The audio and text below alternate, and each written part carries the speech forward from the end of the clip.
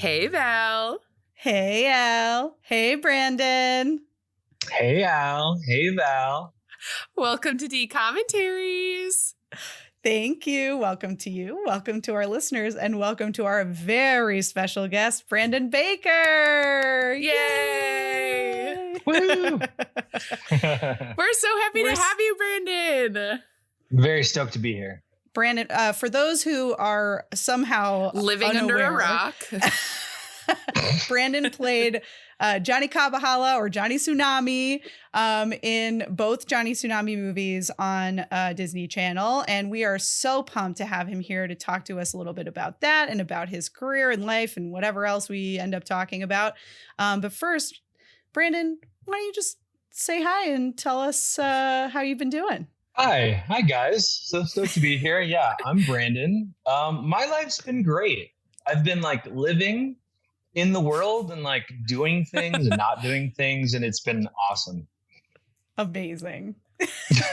And that's what we should be doing. Yes. Doing things and not things doing and things. not things. Yeah, yes, totally. You yes. should. I highly recommend it for sure. That's living the dream. And Brandon, where are you joining us from?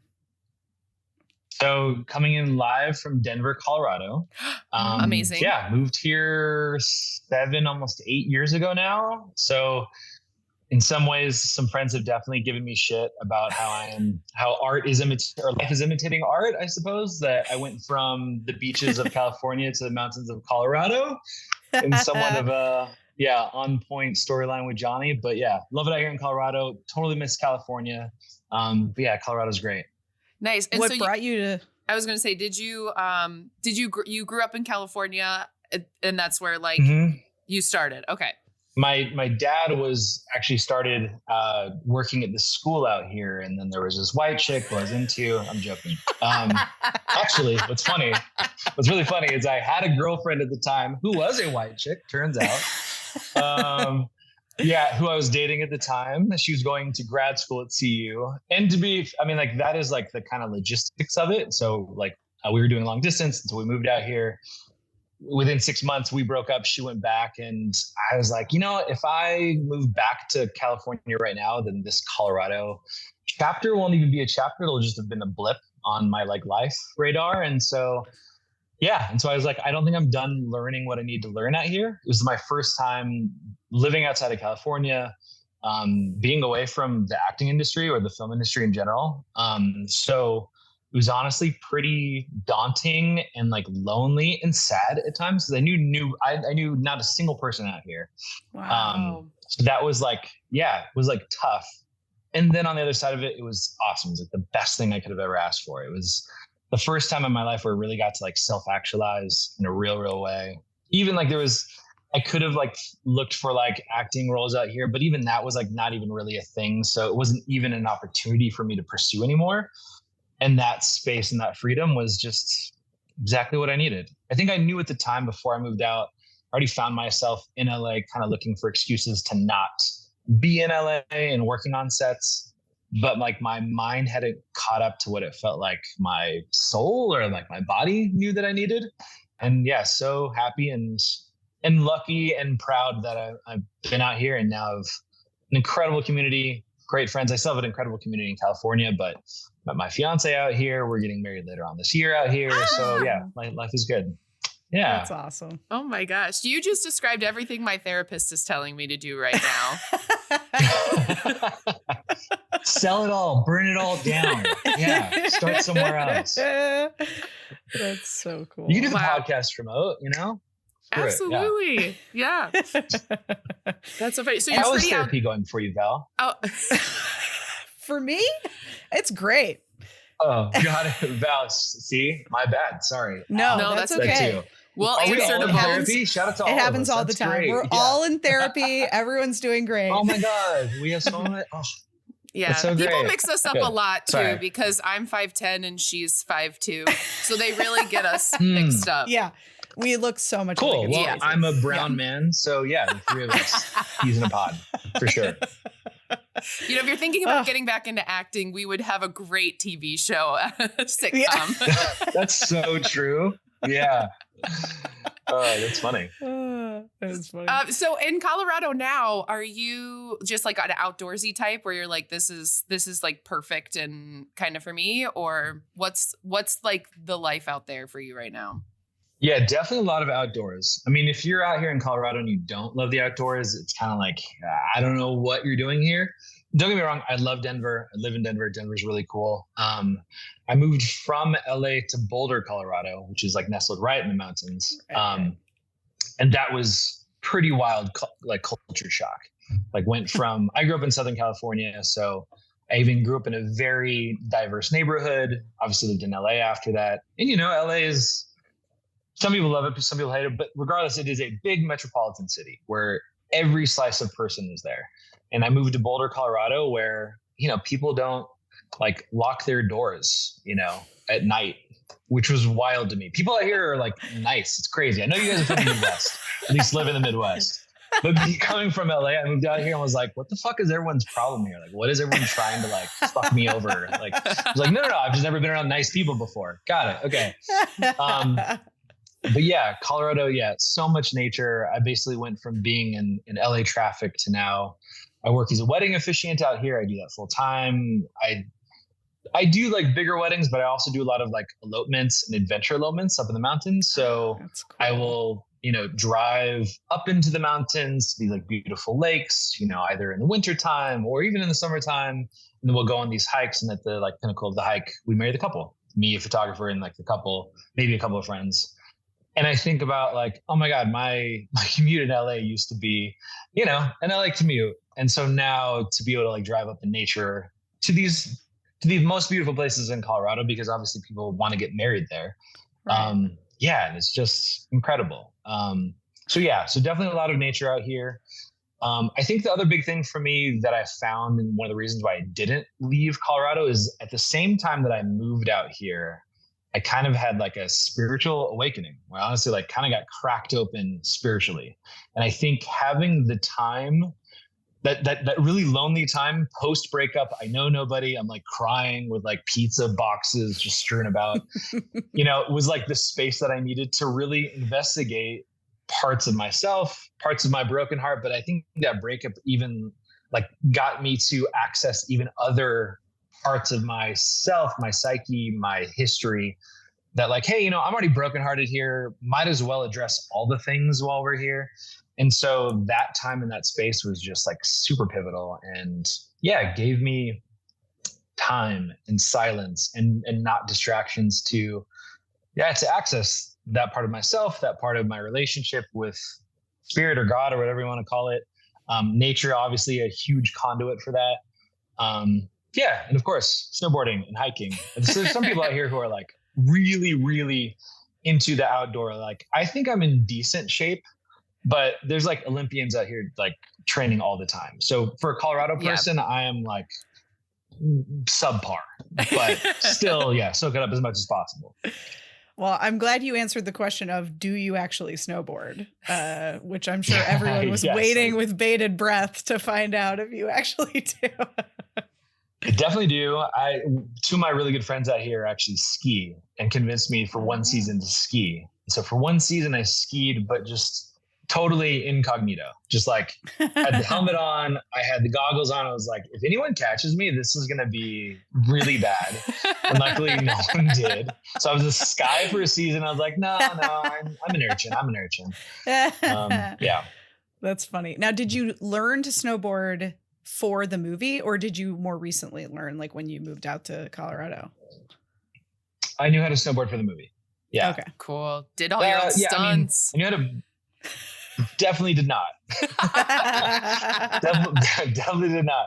There's definitely a white guy in certain scenes with like dark orange like makeup on. But knew how to snowboard, knew how to surf. Nothing crazy, but I mean, growing up in Southern California, we would summers and even winters we go surfing. The Bear Mountain is where I would go growing up. I actually auditioned with a cast on for Johnny Tsunami because I broke it snowboarding. Wow. Oh my God. That's so method. 100%. Exactly. Luckily, our director for the first film was a former stunt guy. And he was like, oh yeah, totally. You'll be healed in like a month or two. Like, not a big deal. And so I think that kind of helped me. So. Wow. Now, did you get that audition because of the Jungle Book movie that you did, or was it just completely unrelated? Yeah, well, yes and no. I don't think I got it because of that, but Jungle Book was, my big break, basically. Like up until that point, I think I'd maybe been acting for like a year. I'd done some like educational videos, which are like fine and fun. And I even remember I was like telling my parents like, hey, I'm not even sure if I want to do this anymore. I grew up playing hockey, and that was like my big thing. Oh. And I'd started to miss some of like hockey practice because of auditions. And therefore I wasn't allowed to play in the games because I was missing the practices, yada, yada. And they're like, why don't you just stick it out for like another month? I think I told them this in November. Just stick it out through the end of the year. And then if you don't want to do it anymore, then they won't do it. And this is after, we've been driving to these auditions, got an agent, acting classes, the whole thing. And of course, in that month, I booked Jungle Book, and that was huge. And that kind of, to have an 11-year-old boy be able to be the star of a movie is like a major commodity within the industry. Like, oh, here's a child who can conduct themselves in a mature manner to, hold down the starring role in a movie. That really does engender like a lot of faith with everyone moving forward. And I think I'd known the casting directors. I think I'd done something else. Maybe I'd done Even Stevens before or not. They knew me. So I'd auditioned for those casting directors previously. But when that one came down the pike, it was just like, I mean, you guys probably know there's like certain roles where you're like, oh, I'm trying really hard to like figure this out, to embody this. And sometimes they come along and you're like, oh, nope, I totally get this. If I don't get this, then I'll probably have screwed something up. Or at least for me, I think back in that day, there were so many roles that I was going out for, which were for best friends or love interests with no ethnicity attached to it. Right. So it's like white leads in something and I am the ethnic best friend, submit all ethnicities. And for this one, it's like, oh, you're actually mixed ethnicity. You're actually part white. You're part Asian. You need to know how to snowboard. You know how to surf. I was a brown kid with long hair. It was like, oh my God, I actually grew up doing Polynesian dancing. So I just grew up in this culture of Polynesia and Hawaiian and Samoan. And so there's so many things that were like, oh my God, like this is kind of made for me. I still went through like, I don't know, 5 or 6 rounds of it. And then, luckily got it. Yeah. Like you said, it was your role to lose. Totally. Wow. That's how I feel about every role I audition for. And so I can really empathize with you. Good. Right. Yeah. Right. Yeah. I mean, it's funny. Like I did feel that at the time, and here we are talking about it like 20 years later. So obviously I could not have envisioned that then, but there was something, I don't know, like serendipitous. Yeah. So let's go back to like even further, because we keep kind of just like going back in the timeline. So how did you get started in acting in general? Was it something where you were interested in, or I know your parents were super supportive. Were they like, hey, we think you should do this? Yeah. Acting was not a thing that was ever a thing that I was like intrinsically like interested in. Not that I was against it, but my identities like growing up were, I loved art. So like drawing, painting, and I love sports, hockey, soccer. And then my family also did Polynesian dancing. So my mom would dance, my sister danced, my dad was a drummer. I eventually became a drummer later on in life, but was a dancer at that time, and we would like compete. And we had a bunch of friends in this community in Southern California. It was really cool. It's That's random. So cool. Going back to what I said before we started. It's a random life, but really, really cool. And through that, we met a couple of family friends. And one of them was this girl who was about my age, and she got a part in a movie. A few other people got a part through this dance troupe in another movie that had, I think it was called Rapa Nui. So it was about Polynesian dancers anyway. But that was kind of our entry. My mom basically talked to me and my brother and sister saying like, hey, do you want to try this? Maybe get a commercial, help pay for college. We're like, sure. My brother was actually really, really good at it. It was a total ham, but he like refused to like take any direction, very disagreeable. So he didn't work out. My sister was shy, so she just hated it from the get-go. And honestly, I happened to be decent at it. I happened to be pretty good at it. I was a pretty competitive kid. So like I kind of approached it in the same way of sports, where it's like, oh, I'm going to try my ass off. And I've told this story before, like looking back, I would go to these auditions and I would be like this little sociopath actor kid in my head. Like I'm going to fucking kill these other kids. Like I'm hearing what you're saying. And it's like shit, you know, I'm like anyway, it served me well. Yeah. So I think I just happen to be, you know, and also going back to the therapy thing is like, oh yeah, when I'm good at things, I receive love. So I'm a people pleaser. I'm really competitive. I have a decent natural talent.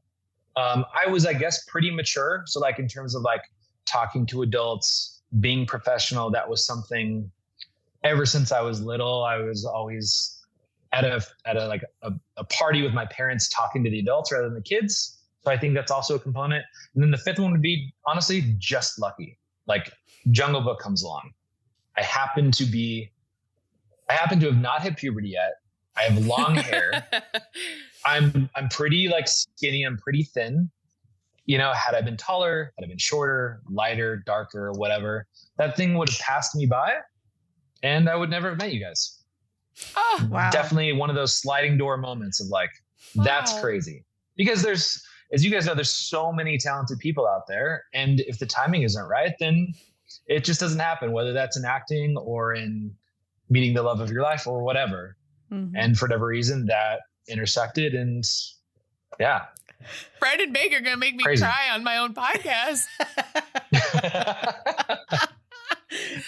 Yeah. Al's having an existential crisis over here. I already had therapy this week. Okay. That's so cool. Wow. Like, it's cool that like it was kind of a casual thing. I feel like a lot of kids are kind of inserted into the industry like in a really forceful way by their parents. Or even if like it starts with the kids' interest, like the parents kind of end up taking over in terms of the like interest or like pushing. So it's cool that like you were kind of in the driver's seat from start to finish, and you I mean, were able to get on. Yeah, it's such a complex web, the whole kid actor thing. I mean, shout out to therapy for the third time in 5 minutes on this podcast. Rule of threes, we can't mention it again.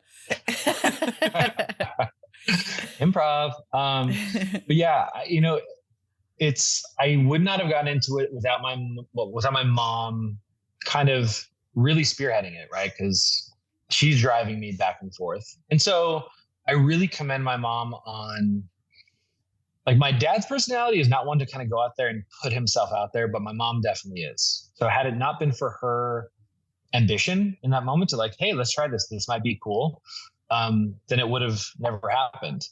Which I've definitely thought about, like, if I had not spearheaded it, then I would not have had these amazing experiences. So definitely a ton of gratitude for her for that. Also, it was really complicated. Like, for a long time, trying to extrapolate like what my childhood was and trying to tinker with like, who am I? Do I like this acting thing, or is it just what I know? You know, it became my identity. Yeah, yet again, before I even hit puberty. So my ability to kind of, you know, chart my own path was like hard for a long time because I felt like who was I within that? But my parents always, it wasn't anything that like they were making me do. It honestly, what happened is like Jungle Book took off. I hit that. We were all stoked about it. And then my career just like totally took off for like the next, I don't know, 6-7 years. There's no way that anyone could have predicted that. Like the probability, you know, the sheer numbers of that happening is just so wild that they couldn't have known. And yeah, they were like, I was very like in retrospect, like super thankful for, they never pulled me out of school. I went like through public school throughout my entire acting career, which I'm really glad I did. Not to say that it wasn't without like its own complexities there as well. But yeah, I definitely would go to these auditions and see these kids, you know, who would move out to LA for 6 months with their mom and live in an apartment, you know. And my fiance and I talk now about like, hey, what if our kid wanted, she will ask me like, what if our kid wants to be an actor? which I say is like, they would have to prove to me, like without a shadow of a doubt, that they are so committed to this, that they want to do this, that like this is their calling, that this is like the most important thing to them. And even then, I don't even know. Yeah. Even then, it's like, you know, Yep. Like it's just weird to like have a kid working honestly in any facet, in anywhere, right? Mm-hmm. I think you would want to have your kids have the opportunity to like live out their dreams, but so then do that when you're 18. You know what I mean? Right. It's such a complicated thing now. I've been thinking about that a lot recently, especially because, you know, we review all these movies, which are mainly, you know, child actors, but thinking about it, it's a lot. Yeah. Yeah. And my husband and I, like, we just had a baby. She's 5 months old. And like my husband. Oh my God. Congrats. You're hosting a podcast. What? How is this possible? Okay. Yeah. She's upstairs. Great. Dad's making it happen right now. Nice. Mom's doing things. So yes. Let's go. Let's go. Yeah. And he's also an actor and an improviser. And so like we've had lots of conversations about like, you know, do we want her to be in this industry in any capacity? Like, would we, even if she was super interested, would we want to let her, you know, like it's so kind of iffy. And like, it's funny because, you know, we'll try and catch her doing something funny on camera and she immediately stops every time. We're like, perfect. Great. Not a performance. Good. Yeah, there we go.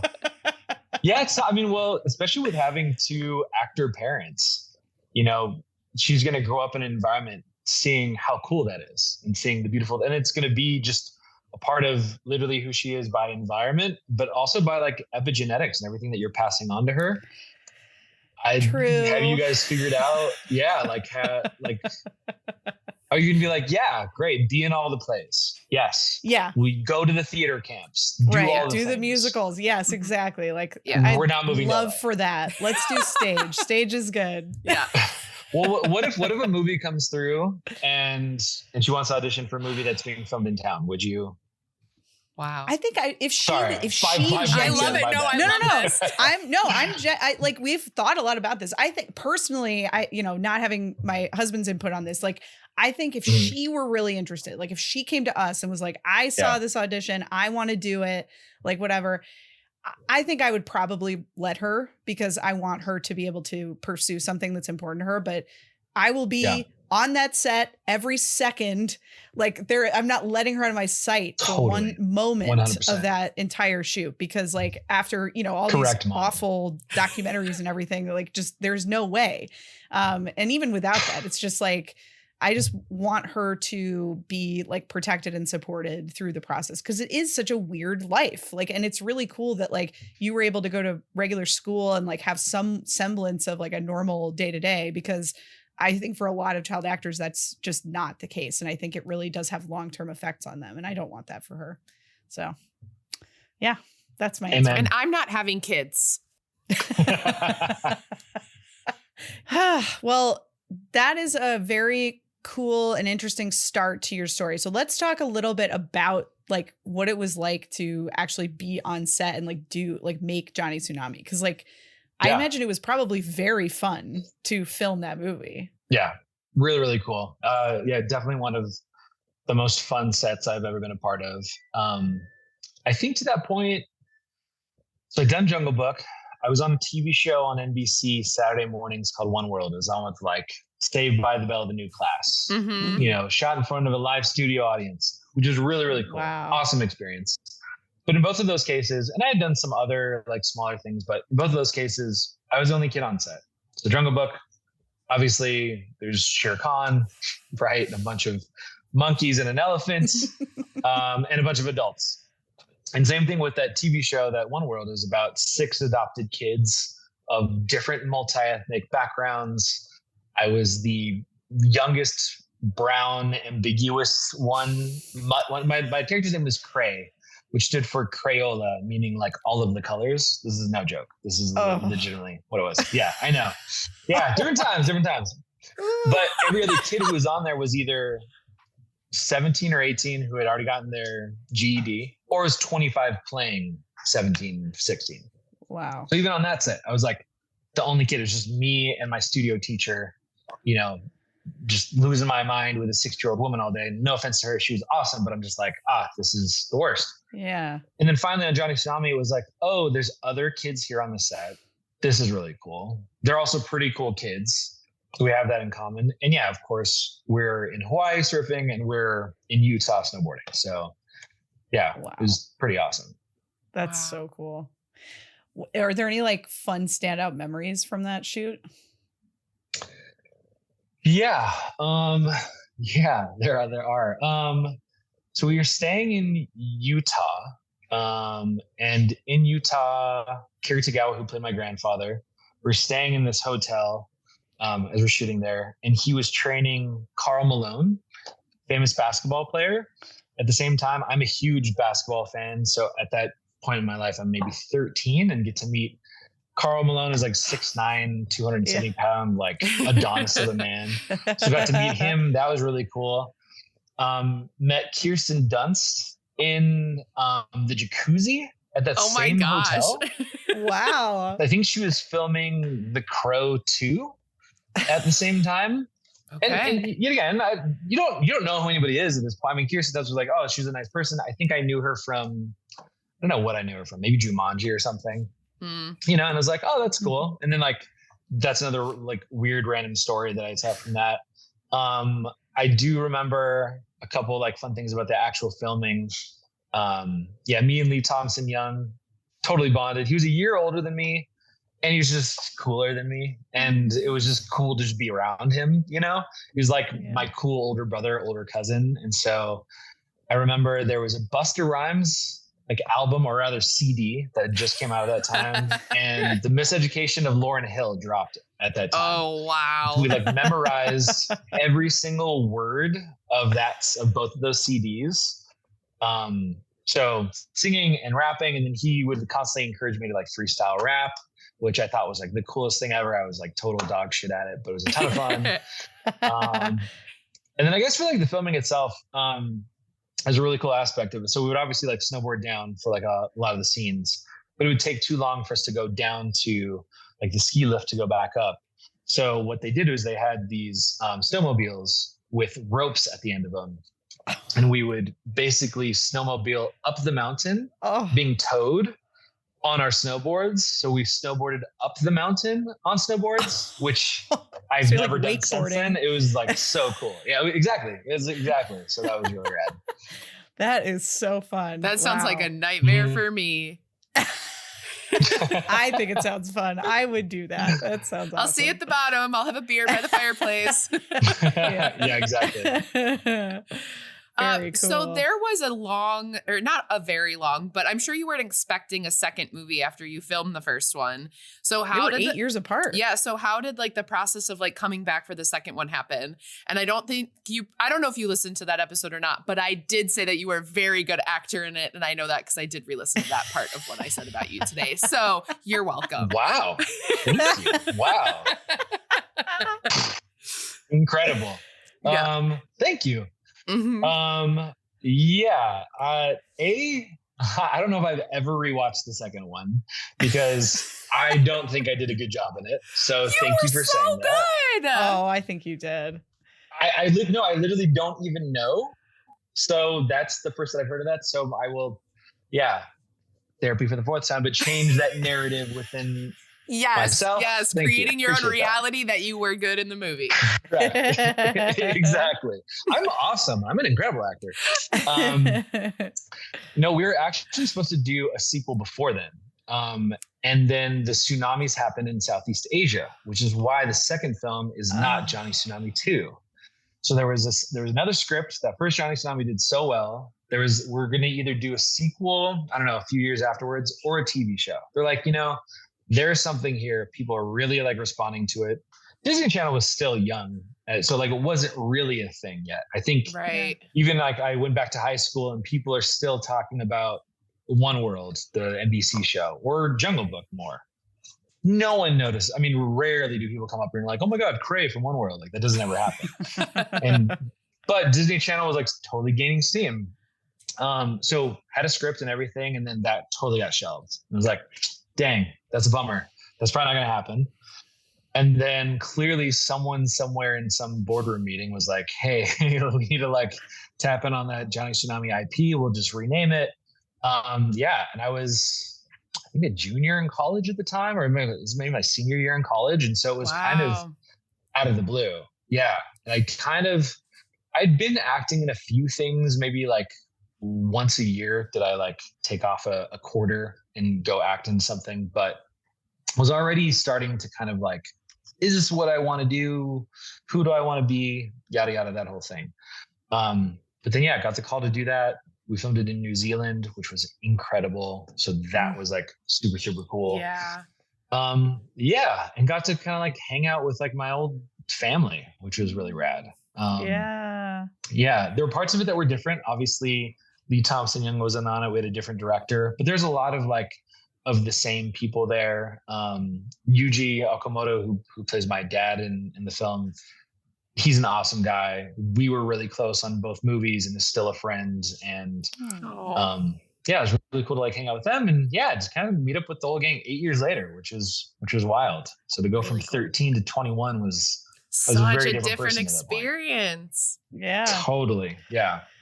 Yeah, I just listened to that episode too, and I was remarked on how your like the family dynamic felt very lived in, like it felt realistic that like that amount of time had passed, and like you know all the stuff that had happened in the first movie had like affected like the relationships that you guys had, and it's really cool. It's like it was serendipitous in a way that it took so long, because I think that like you were more grown up, and I think that was like a really fun dynamic with like you and the actors playing your parents and grandfather.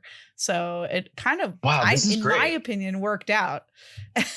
Most people want to talk about Johnny Tsunami. So the fact that we're having a Johnny Kapahala conversation is like, it's great. I've not really heard this before. So thank you for sharing. Yeah.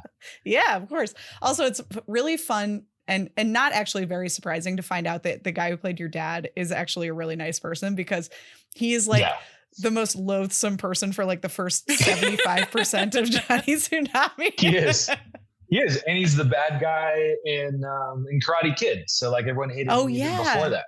Mm-hmm. But like just a sweetheart of a man, married in Seattle, has 3 girls, as all evil villains do. Yeah. Exactly.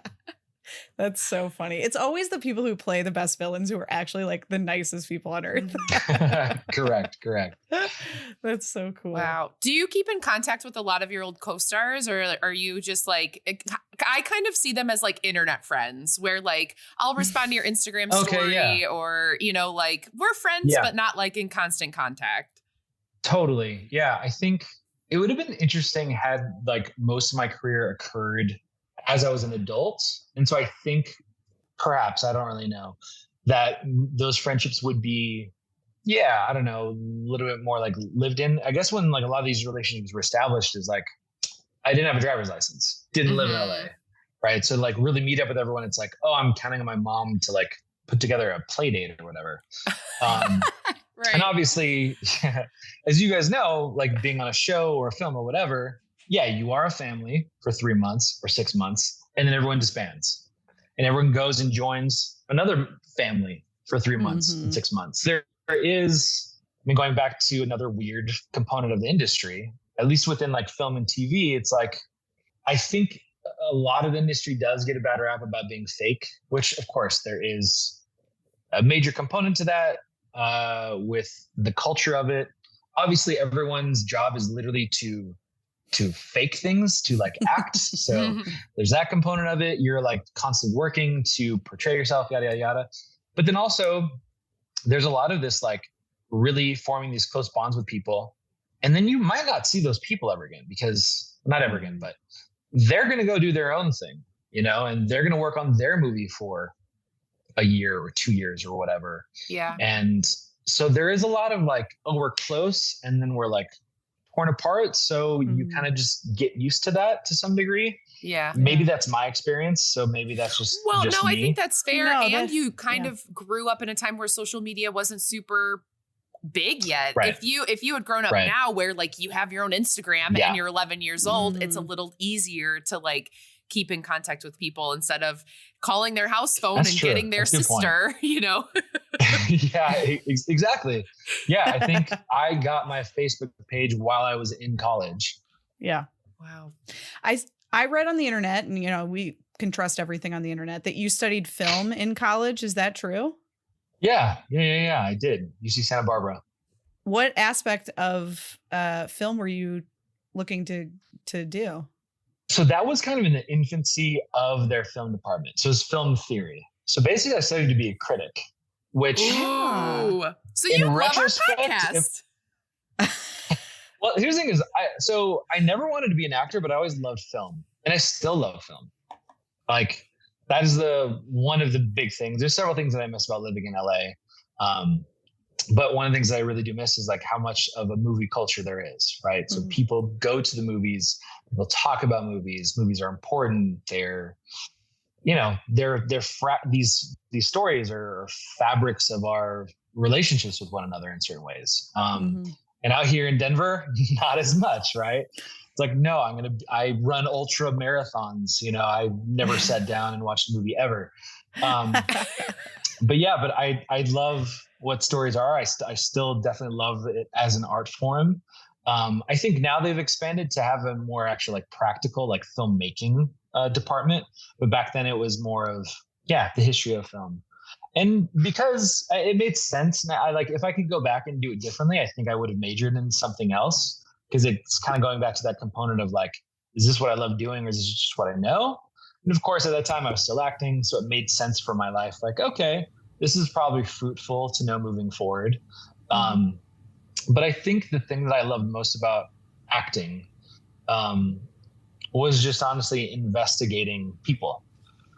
To like understand why a person is, to really getting to know a character, and also to connect with someone else. Like there's those moments that you guys obviously know about when you're in a scene and you experience kind of like a flow state where you're not even there in a lot of ways. You're just channeling or something. There's like an authentic moment or an authentic laugh, and you are just you're like kind of gone, just in it.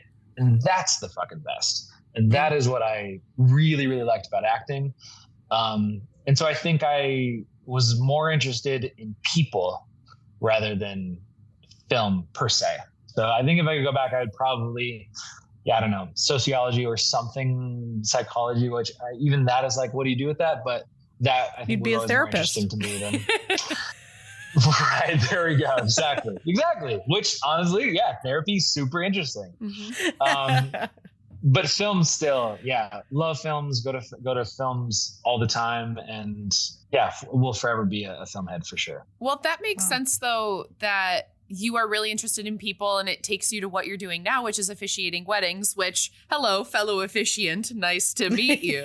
Oh, really? Nice. I've done 5. Wow. Okay, probably way less than you have. But even from this last, like hour-ish of me talking with us, you're so personable. And I think that you liking people is really helpful for getting to know a couple that you've probably never met before. And how quickly can I connect with these people to know what they like about each other, to know what I can see about them. And I just give you many compliments about that, because you're very personable and very well-spoken as well. So if you ever need 2 people bring to a wedding, you can bring me and Val. We'll just sit in the back and we'll just listen. Or if I need someone to fill in for me, I'll hit you up and be like, hey, let me know. Number 6, come on down. Exactly. Let me know. I'm technically ordained too. I've never used it, but I also am capable if need be. Awesome. Here we go. Okay, we're starting a business. Backups. What a fruitful conversation this is for me. First of all, let's go back. Allie, incredible segue. Just let's be honest. That was really, really good. But I think the officiating thing is, as you know, it's so cool. It's so cool to be up there in that moment with, I'm assuming people that you know quite well and are really close to. I just married like 2 of my best friends last weekend, which was awesome and so emotional. Like one of the highlights of my weekend was, as the bride, my friend Tessa, she gets up to like the threshold, with her dad, and she pauses there And so I see her looking at my best friend Jake in the foreground, and I see them see each other for the first time. And to be there in the moment is just like insane. You know, like I for whatever reason, I hadn't thought that I was going to have that viewpoint, let alone be there in the middle of them. But that was just so cool. But yeah, especially for people that I don't know, you know, like I've done enough weddings now. I've done it for 5 or 6 years at this point where, yeah, you know, like I know that I have a job to do, and therefore sometimes I'm not as emotionally affected. There's also other times I married a couple, I think 2 days ago, and their vows were just incredible. And there was maybe they had 10 friends there with them, and just the collective energy of everyone there was just so palpable to the point where like I had to check myself. I'm like, I need to like, if I can take care of my shit right now, I have a job to do. I need to keep mine correct. I think it's been so amazing for me in so many ways. It's been, like so amazing to be around people in love when you get a couple that clearly should get married. And that is totally subjective. Don't get me wrong. I've married couples that really are not verbal at all.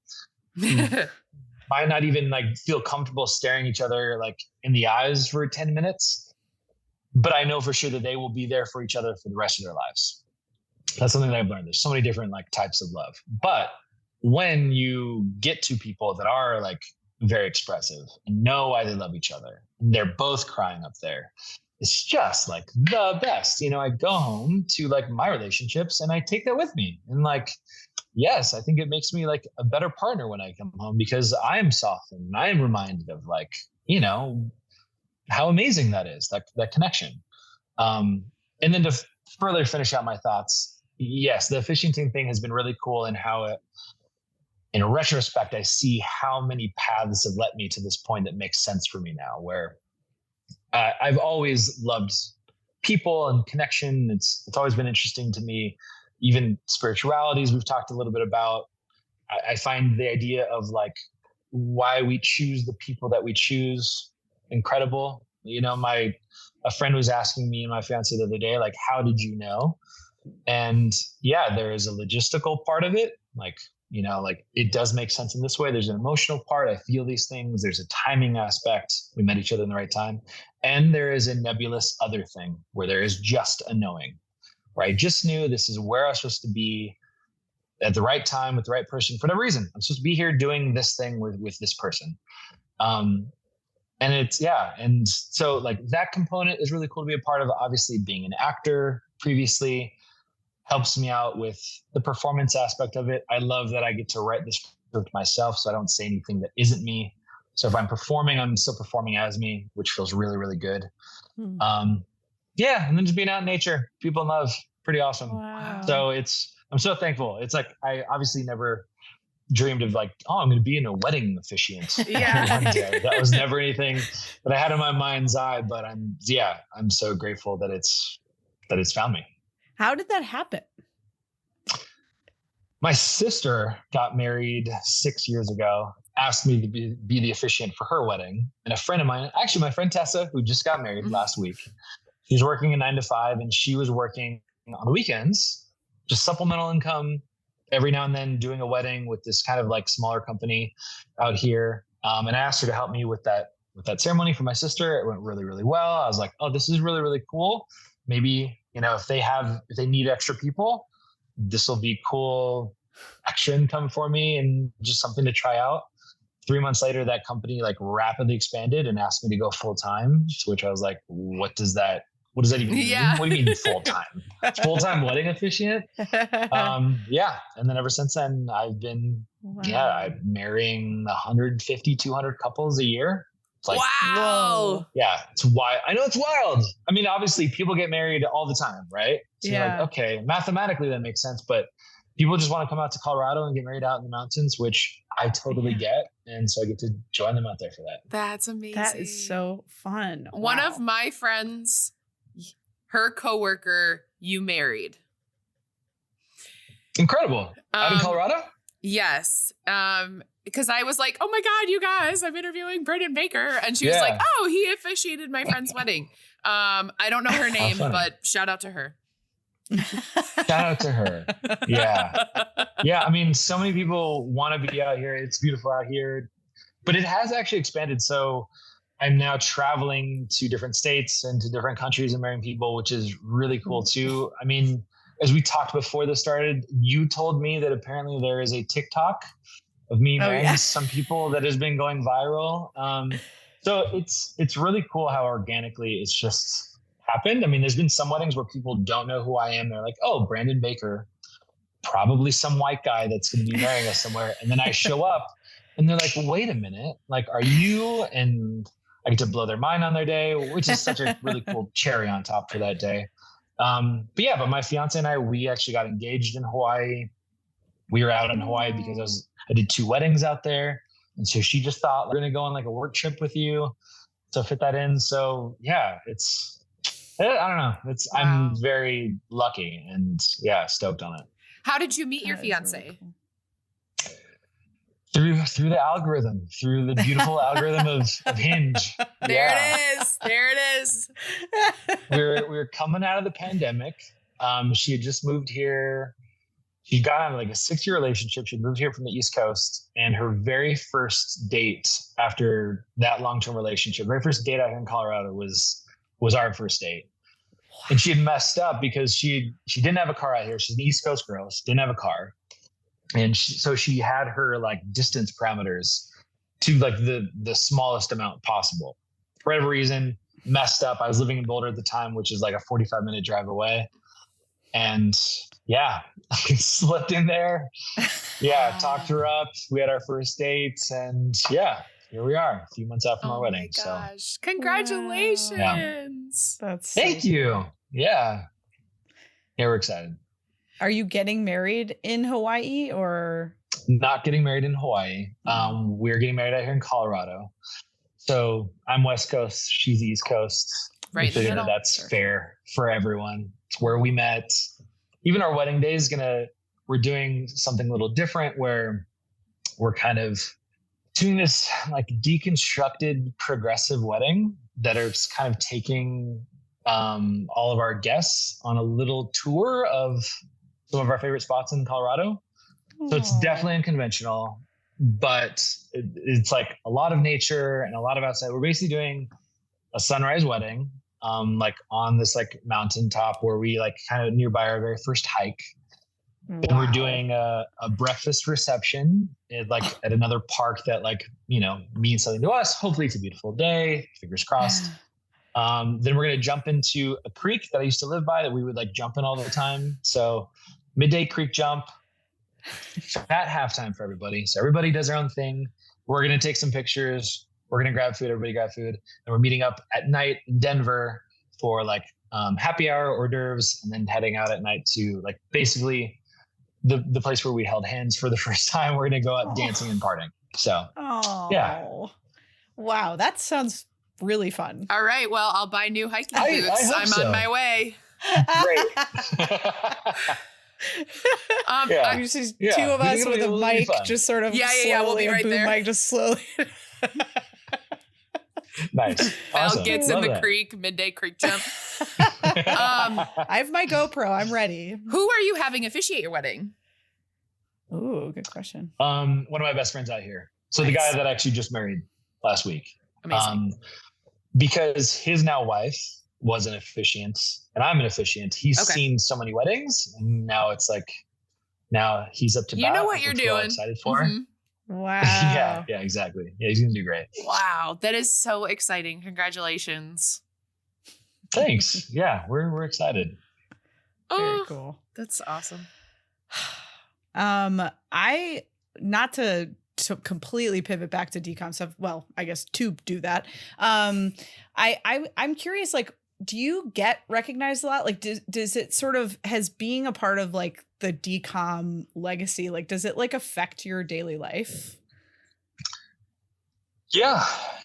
It's crazy. I still do. I mean, it's 20 years later. I think I look like me still, right? So some people grow older and they don't. I cannot grow a beard. I'm trying my ass off for 20 years. It's not possible. I still have a ton of hair. And I think also it's because I live out here in Colorado where everyone is a skier or a snowboarder. Mm-hmm. So just within the culture, it's like people know that movie. And also I'm a brown guy, honestly. It's like I'm a brown guy. So I think I stick out here even a little bit more because of that as well. But yeah, it's remarkable. I think that those movies got played so much that some people will be like, "Oh my God, I know you from Johnny Tsunami. I love that TV show." And I was like, "Oh, it's not a TV show. It's actually a movie." And they're like, "No. It's a TV show." And I'm like, no, it wasn't. They just played it so much that you just thought because it was on all the time, it must have been a serialized TV show. Or even sometimes people feel like, sometimes people are like, "Hey, I know you from somewhere. Did you go to like so-and-so high school?" And I'm like, "No, I didn't." Like, where do I know you from? And I'm like, well, I used to be an actor for a long time. Well, where do I know you from? Oh, well, I was in Johnny Tsunami or Jungle Book. They're like, no, that's not it. No, that's something else. Did you go to high school somewhere? And so some people, it's just like my face is just, because I've been berated by Disney Channel playing the movie incessantly, that they feel like I'm just in there, to the point where when people do know me as Johnny Tsunami, and because Johnny is such a nice guy, that they assume that I'm a really nice guy. Luckily, I think I am a pretty nice guy. But people are so welcoming.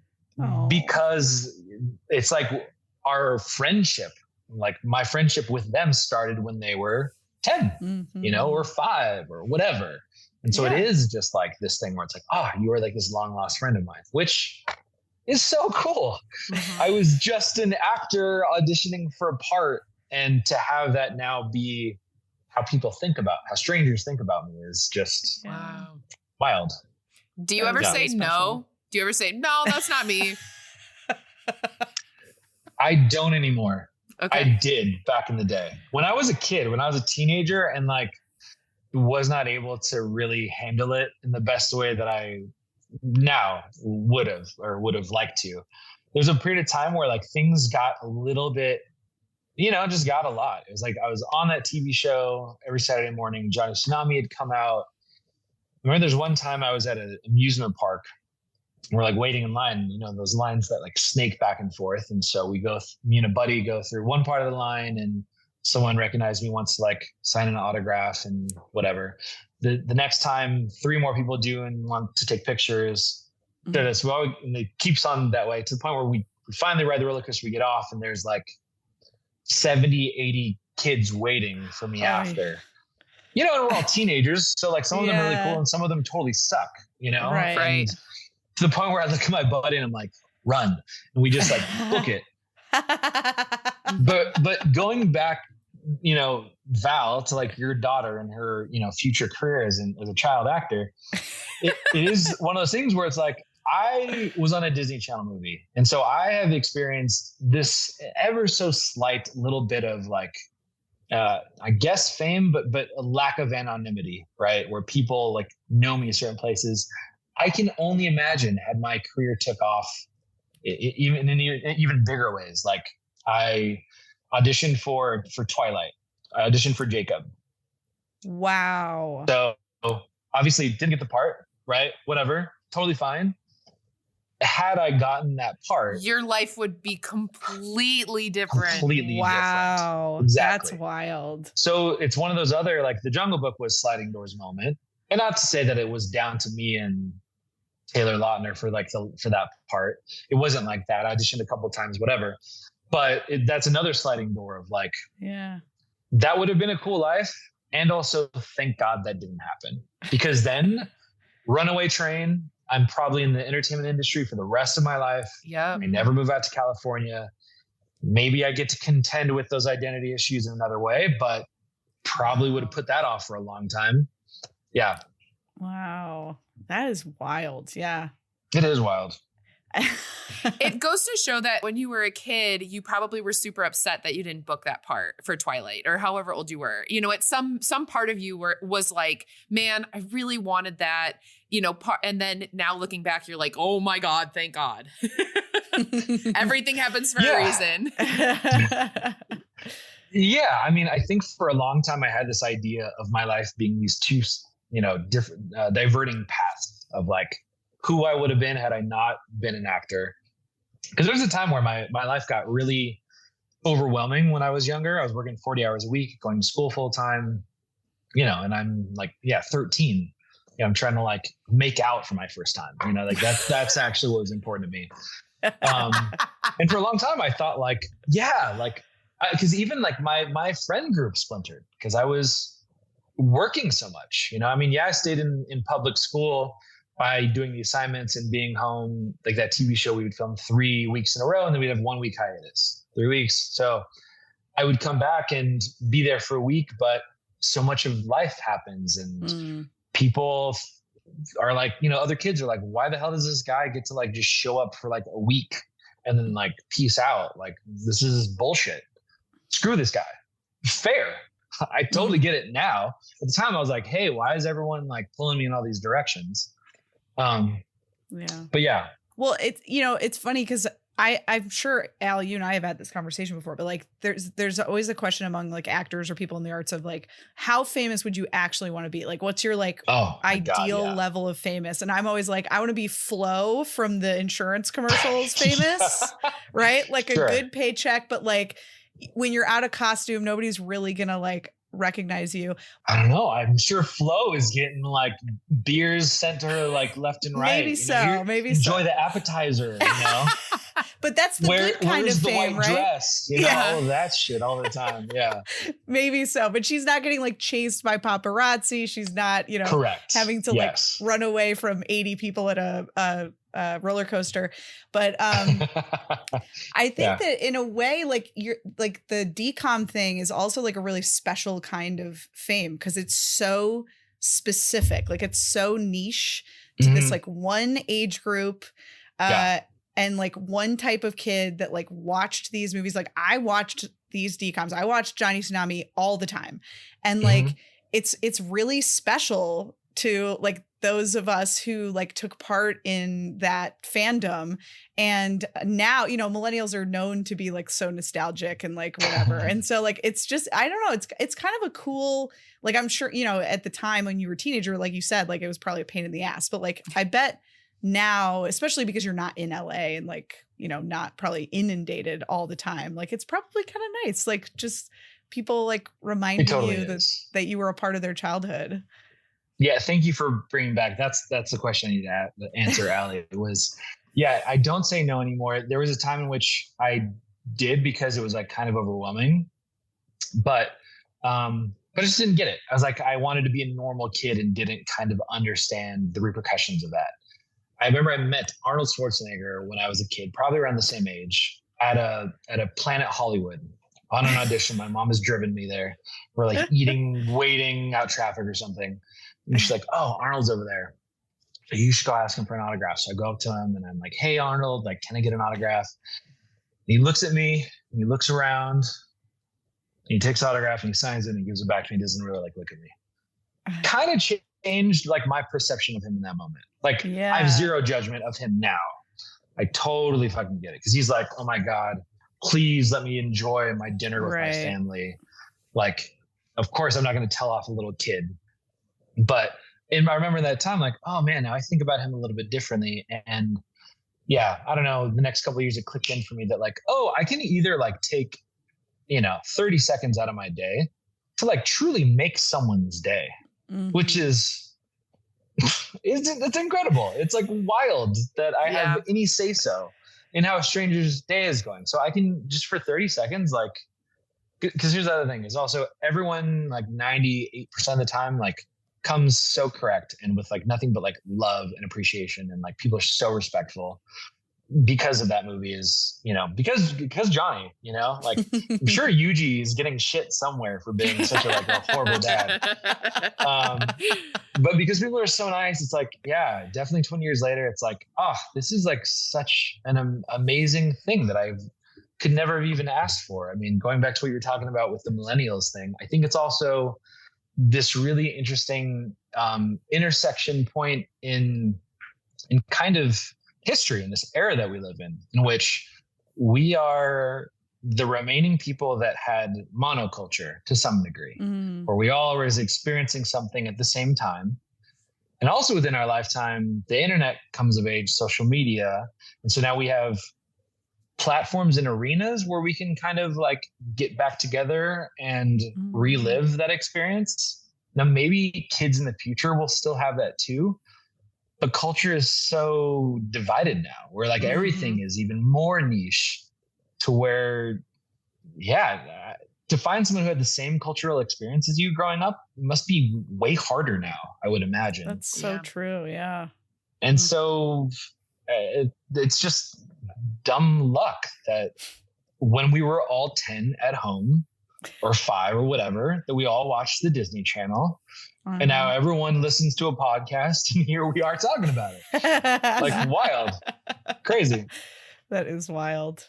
Wow. No, I mean, you said it. I don't know if it was on the recording or not, if you had said it before we started recording, but just the like, if it hadn't happened, we wouldn't have been here today.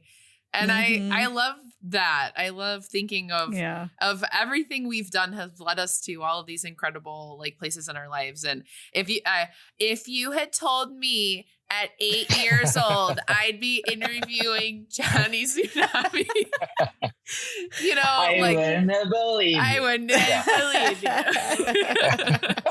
I'm sure you hear a lot of bridesmaid speeches that sound like that. Unless you leave before that starts. But it's just so cool how our worlds are just so much smaller than we think. Man. Oh, this is so great. Oh, I'm so happy. Yeah, this is awesome. I mean, like, thank you for hitting me up. Thank you for sliding into the DMs, but also shout out to like 8-year-old you for like making that happen. Wow. I know, for real. Seriously. Oh, thanks. Healed a childhood. My childhood. This is really just our weekly therapy session. So. Right, we're not recording this. No. My therapist is on the line. And it's Brandon in an alternate timeline. Yeah, exactly. To go all the way back to your interest in film, do you have like a favorite movie, which I know is a very hard question. So if you don't have a favorite movie or one of the last couple years, because I feel like movies have changed post-pandemic a little bit from all of that. So I'm someone who will watch all of the at least Best Picture nominees. So I've seen a lot of movies over the last year. So a favorite movie, a favorite DCOM perhaps that you weren't in, you know. Yeah, I'm looking at my movie list right now. Or are you on Letterboxd? Somewhat. I just joined Letterboxd finally. Okay. I don't know why it took me so long. Love Letterboxd. Okay. Yeah, so great question. I think my favorite DCOM movie, because I didn't really because I was on Johnny Tsunami when I was like 13. So by the time it like really like came out, like 14, 15 wasn't, that wasn't what I was like trying to do. I was like, you were already making out with people everywhere. Yeah. Exactly. Right. But Brink was like, that was my jam for sure. That's my favorite too. Loved Brink. Yeah, as a hockey player, like inline skating, I was like, totally, those guys were cool. Yeah, super down for it. Favorite movie. So I had my birthday party earlier this year. I'm not a really big birthday guy, but rented out a movie theater and made everybody dressed up as a character from the movie Pulp Fiction, which is one of my favorite movies of all time. Wow. Now I know that's kind of a cliched answer, but that was the movie that kind of broke my brain as to what a movie could be. So it came out, in 94. So I was like really young. It was like inappropriate for me to watch it. I'm sure like an older cousin like put it on for me, but I'd never seen a movie do the non-linear narrative. So that blew my mind. I was like, oh wow, they can like show a movie out of order. Crazy. And to just see such like violence and humor and these really extravagant characters talking in this kind of everyday life lived in way. I just, that really just like, that movie was just so colorful and still is for me to like this day. I think I was just saying the other day to someone that one of my favorite scenes is when Uma Thurman is overdosing and John Travolta is running to his drug dealer's house to get the shot of adrenaline. And part of that scene is the drug dealer going to look for the shot of adrenaline in another room. You don't actually go into the room with him. You see him run into the room and he's rummaging around looking for the needle. And his wife is like trying to help him. And she's like, what are you looking for? And he's like, I'm looking for the needle. And she's like, what needle? He's like, I'm looking for the needle. I was like, well, why didn't you put it in a better spot? He never finds the needle in there. It's just a moment in a movie of a couple arguing about where you put the thing that you should have put it so we can find it later because it's important. And I love that so much because I know what that's like. You know what that's like. Mm-hmm. So Pulp Fiction, love that. I think Royal Tenenbaums, I've watched like that one is like huge for me. Mighty Ducks as a hockey player growing up, that was huge for me. And then I'd say within the last year, trying to think of what I've seen. I really liked Zone of Interest was incredible. So oh my God. I've never heard a movie like that. The score of that film was just so unnerving, like a social, historical horror that's not gruesome at all. Really affecting, stayed with me. I think about it. As we should, talking about how we all can kind of get numb to modern violence. So very apt. But also I saw Dear God, It's Me, Margaret. Oh. And that movie was incredible. I've never been a 13-year-old girl. I've never had that experience in this lifetime. And to get to be a 13-year-old girl putting on a bra for the first time and getting to just like, it was like so humanizing to just see, I don't know. Yeah. What that is like. That was just, I don't know, really was endearing and absolutely love that movie. So yeah, It was a delight. 3 great choices. I feel like you're in my childhood taste in movies is very similar. Yeah. Yeah, well, I loved Mighty Ducks. What are yours? Like all of those sporty movies, like anything. I love Johnny Tsunami. I loved like anything that was like about like doing some kind of sport or competition or something like that. Yeah, I fancied myself a like, that like a punk kid. So I like loved all of that stuff. Nice. Yeah. Whoa. Okay, I'm trying to like envision it on you right now. It's like. You're not a mother of a 5-year-old. No, you are a punk kid. Right. I know. I didn't actually look that much different than I do now. Oh, okay. I probably had a few more studs in my belt or whatever. Yeah. Okay. And good. like a hat and flannel. Yeah. Well, I wear that now. Yeah, that's and a flannel. But yeah, no, I definitely thought I was like a punk kid. But it's funny because I grew up skiing. But I would dress like a snowboarder. And I thought I was like, fooling everybody by like being sort of like a snowboarder skier. But I just took my first snowboarding lesson ever, like just a couple years ago. And it was really, really fun. Wow. Okay. Not many people say that actually. Like you enjoyed it. It didn't kill you at all. No. So I wiped, I ate shit. I like had like scraped up my face.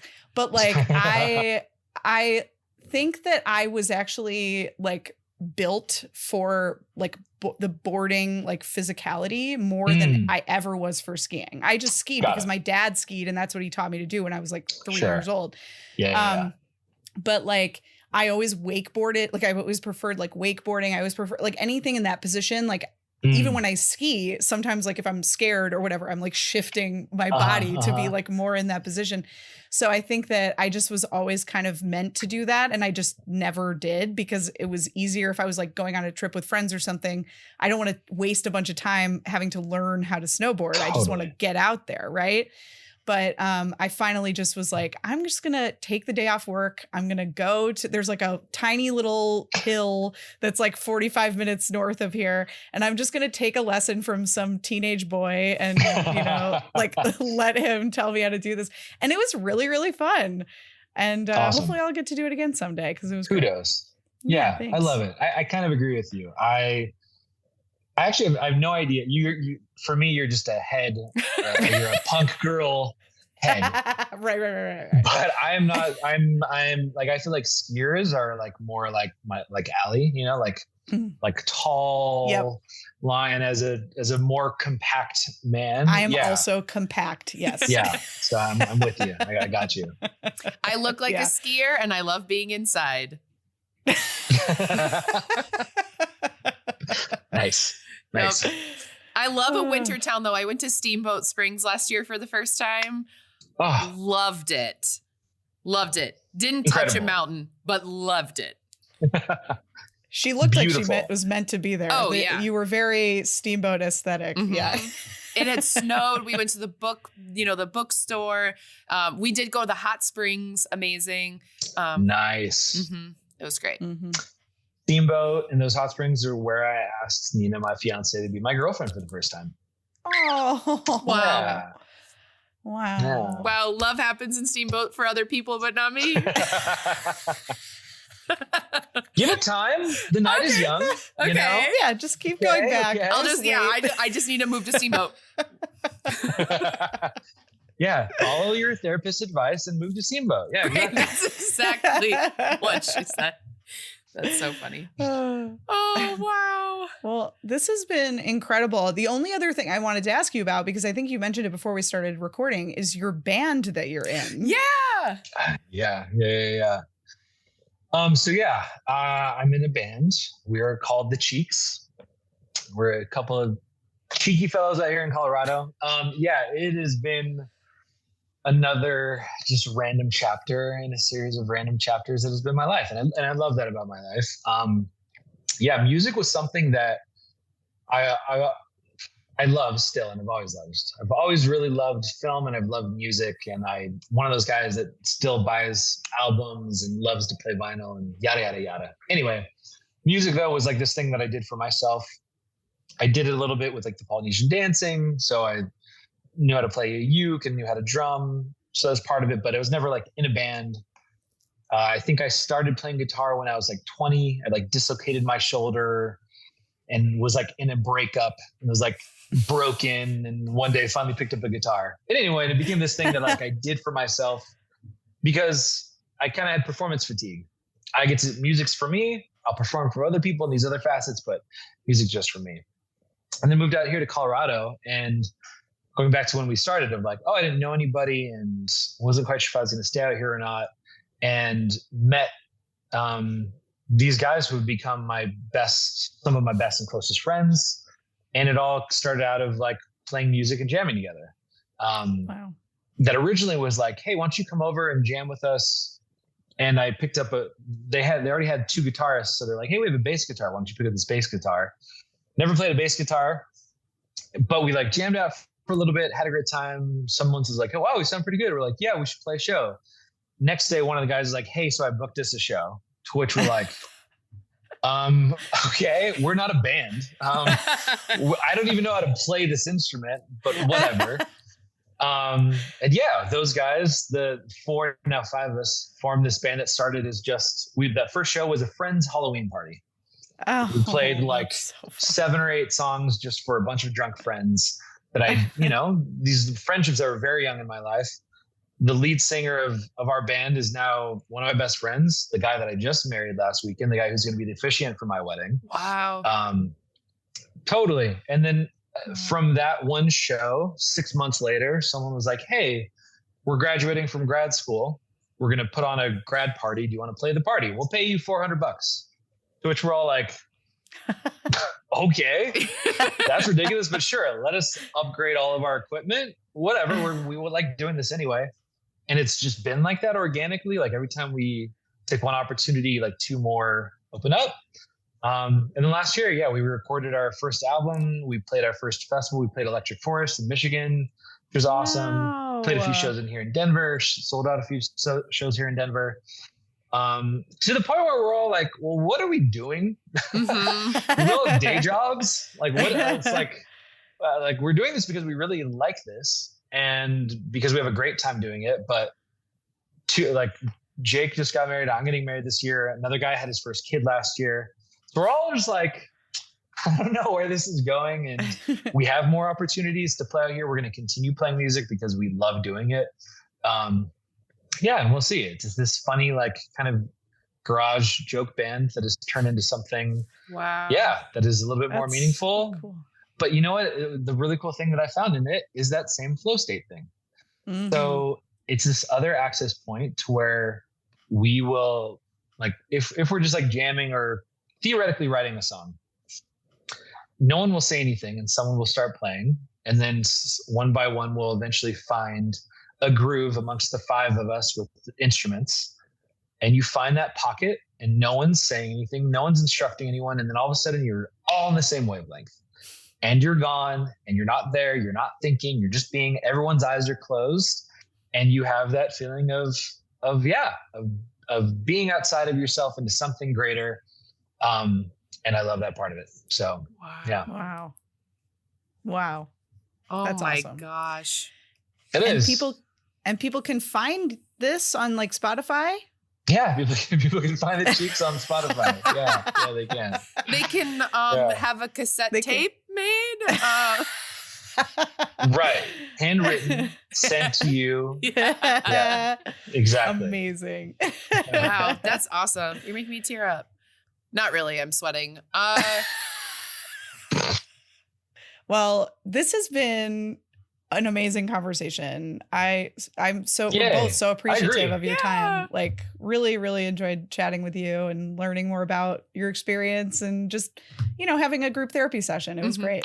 Yeah. Thanks for caring. Thanks for wanting to know. Yeah. Thanks for inviting me. You guys are awesome. Thank you. The start of a beautiful friendship from the three of us.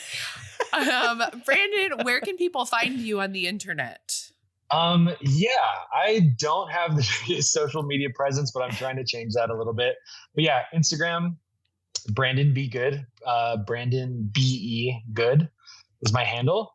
Yeah, there you can find my random musings. But yeah, like I think for people who are looking to, honestly get married, more and more that's happening. I'm building a website right now, but that'll be at Brandon Baker Ceremonies. If you just Google that, that'll pop up. Yeah. So for people, I know people hit me up all the time. If you want me to be at your wedding, I'd love to be there. Yeah. So usually meet the couples virtually, make sure we're a good fit. But yeah, yet again, pretty much, honestly, everyone who's ever hit me up has been just like the nicest for like having me there. So it's just the best. So please, if you want me at your wedding, I'd love to be there. And then apparently I need to be on TikTok because apparently I'm already on there. You are missing out. Yeah. I'm like, honestly, I'm a voyeur is what it is. I'm a voyeur. So I consume the content. I don't put it out there, but I know I need to change that. So, hence me being here right now to some degree. Well, we will tag you if you decide to make a TikTok. So let us know. Mm-hmm. Awesome. Sounds good. Awesome. Bye, Val. Bye, Al. Bye, Brandon. Bye, and aloha and mahalo, Al and Val. This podcast was produced by me. And me. And it was edited by me. The music was composed by Michael McNally. You can find us online at thetridentnetwork.com/dcommentaries-pod. And you can find us on Instagram and TikTok at dcommentaries. Dcommentaries is a part of the Trident Network. To learn more about our videos, live shows, and other podcasts, please visit thetridentnetwork.com. Disney Channel original movies. Damn it, Allie.